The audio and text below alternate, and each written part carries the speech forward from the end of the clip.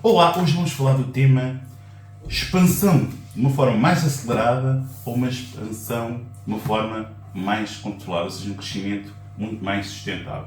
Este é o tema que nós vamos abordar hoje. Olá, eu sou o Hélio do programa Empresário na Prática, sou mentor de negócios e ajudo empresários a otimizarem o seu lucro, os seus resultados, para que sintam que o seu investimento, o seu esforço será recompensado se fizerem as coisas certas de forma regular. Ou seja, às vezes trabalhar muito de forma rápida e depois não fazer mais nada acaba por não levar a grandes resultados. Ou seja, pouco bem feito de forma consistente.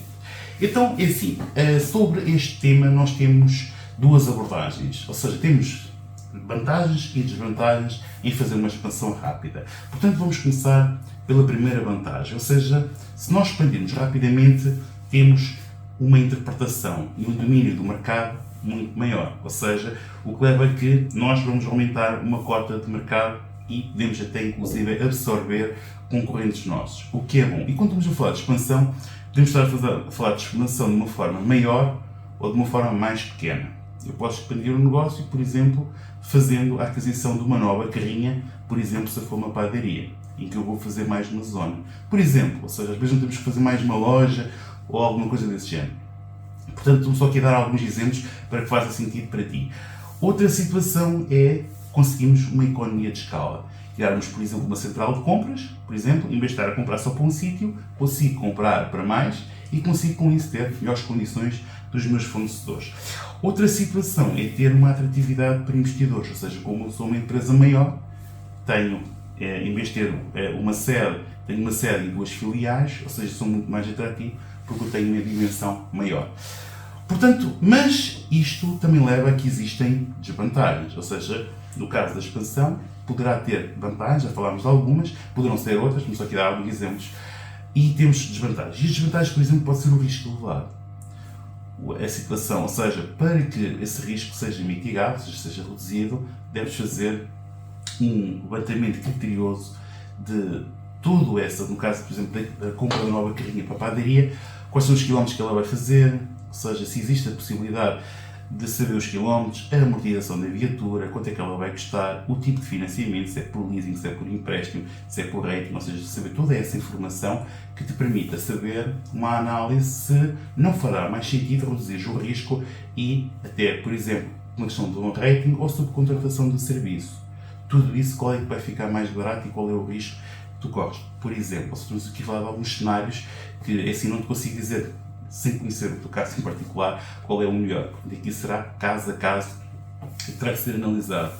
Depois também podem haver aqui algumas situações de tomada de decisões precipitadas e também problemas de gestão. Ou seja, este tipo de situações às vezes leva a que a estrutura não esteja preparada para nós comprarmos uma nova carrinha, um pão, por exemplo, estamos aqui a falar, ou uma loja, a mesma coisa, ou seja, nós não estamos preparados para gerir novas pessoas, para ensinar novas pessoas, um consultório médico, por exemplo, novo. Ou seja, existe, por exemplo, numa determinada cidade e quer expandir para outra. Ou seja, tem que haver um período de adaptação, de ensinar, de aprendizagem, de criar todos os procedimentos para que a nova loja siga o padrão e os procedimentos da loja principal. Depois também a questão de dependência de fontes externas.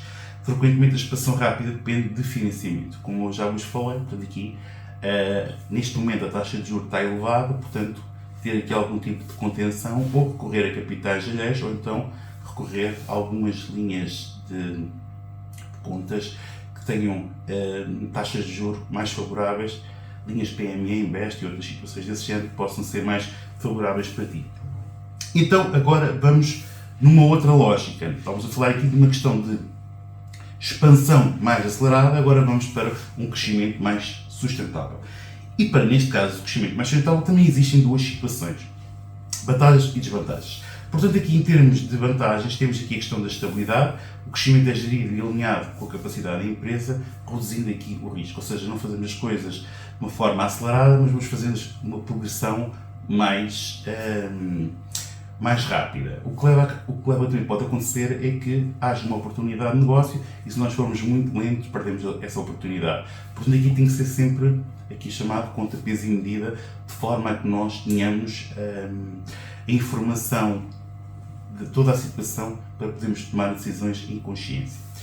Depois também a questão aqui da manutenção da cultura corporativa.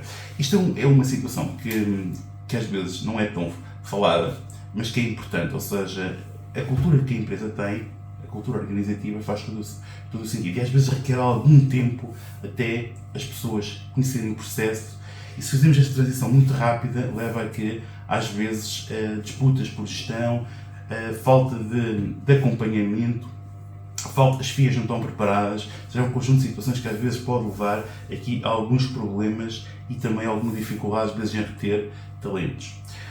Outra situação também é a autonomia financeira, ou seja, geralmente depende menos de financiamento externo, mantendo um controle mais nas mãos dos proprietários, ou seja, dos investidores. Ou seja, como vão fazer uma situação mais cautelosa, não necessitam de fazer um investimento assim tão brusco. Ou seja, vão fazendo, vão crescendo e vão subindo.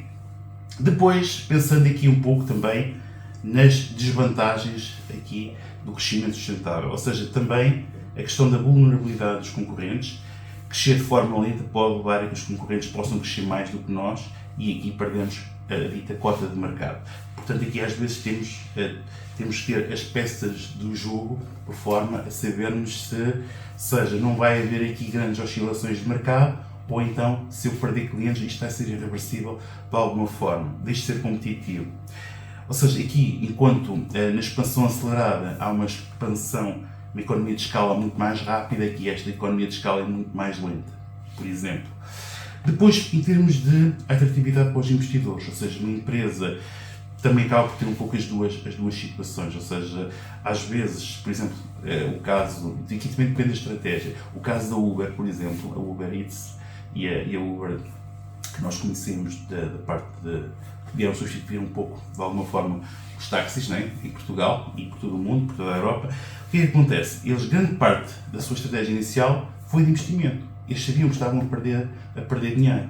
Mas então o objetivo era a expansão e então criaram uma cidade, outra cidade, outra cidade. O objetivo deles foi de branding, ou seja, o objetivo de criar imagem, criar cota de mercado e fazer valuation em termos de valor da empresa. Portanto, a pergunta é, então, se ambas têm vantagens e desvantagens, qual é aquela que me recomendas? Aqui, e é lógico que dependerá muito do teu produto, do teu serviço, da tua cota de mercado, da tua situação atual, portanto, não faz sentido eu estar a recomendar uma situação para ti quando não conheço essa situação. A ideia aqui foi dar-te algumas pistas, que são apenas 2 ou 3 ideias em termos de vantagem ou desvantagem, porque com certeza que existem mais, e o objetivo aqui é analisar a tua situação em concreto. Portanto, é assim, é lógico que para fazeres investimento requer aqui também que haja retorno. Depois também existem, eu conheço muitos empresários que menos é mais, e às vezes preferem não crescer, ter as coisas controladas, ou seja, em vez de estar a aumentar para um segmento que possa não ter condições de pagamento ou querer vender mais, não. O meu posicionamento, o meu nicho são este tipo de clientela e vou ficar por aqui, não quero investir mais, mas quero dar mais qualidade e mais serviço aos meus clientes. Ou seja, tudo isso depende da estratégia que tu criares. Portanto, o vídeo de hoje foi um pouco falar sobre esta dúvida que muitas vezes acaba por passar na mente, na cabeça do empresário e que nós também falamos na nossa mentoria sobre branding, posicionamento e tudo isso que com certeza te vai dar muito mais clareza se depois um dia tiveres interesse em conhecer mais. Portanto, eu sou o Hélio, sou mentor de negócios, o meu objetivo é contribuir de forma positiva para ajudar-te no teu negócio. Vimos no próximo vídeo.